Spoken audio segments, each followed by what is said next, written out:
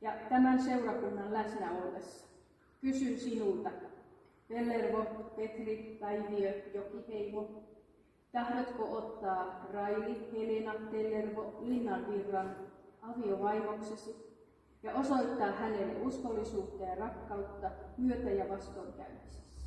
Tahdon.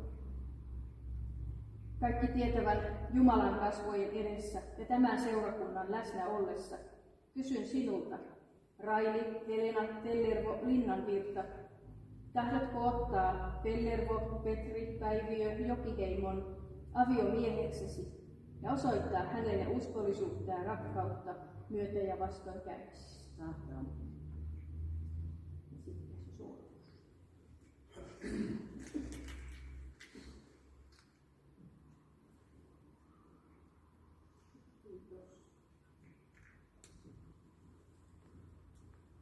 Se, miten teidän tienne tähän tuli, oli tietysti teidän päätös tästä päivästä.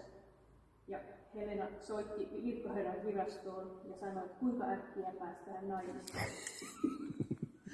Jaana virkailijamme rupesi heti katsomaan saman lauantaina meidän poppien kanttorien aikaa, että nyt olisi kyllä tänään lauantaina ensi viikolla, ne olisi sanonut, ei ihan niin. Meni tässä nyt semmoinen vajaa kuukausi, kun ollaan tässä. Mutta me ollaan nyt tässä hetkessä. Tahdon on sanottu ja siunaamme teidän liiton.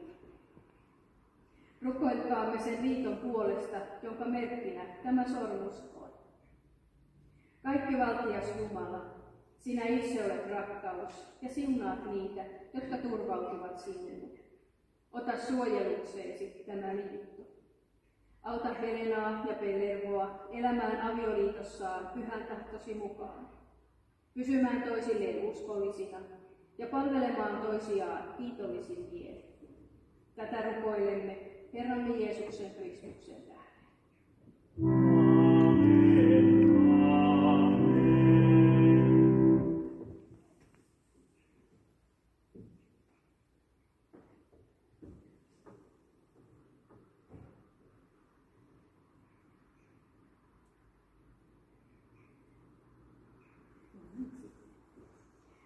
Ja te olette nyt ottaneet toisenne aviopuolisoiksi ja tunnustaneet sen julkisesti Jumalan kasvojen edessä ja tämän seurakunnan läsnä ollessa.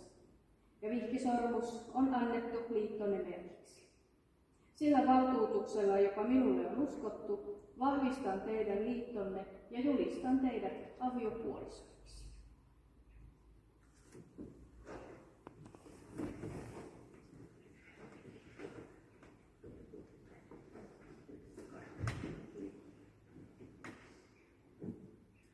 Helena ja Pellervo, Jumala, taivaallinen Isä, antakoon teille ilonsa ja siunauksensa. Jumalan ainoa poika, olkoon hyvyydessään teidän kanssanne niin ilon kuin murheen päivinä. Jumala, pyhä henki, asukoon teissä ja vuodattakoon lakkaamatta rakkautensa teidän sydämenne. Siunatkoon teitä kolmiyhteinen Jumala, Isä, Poika ja Pyhä Henki.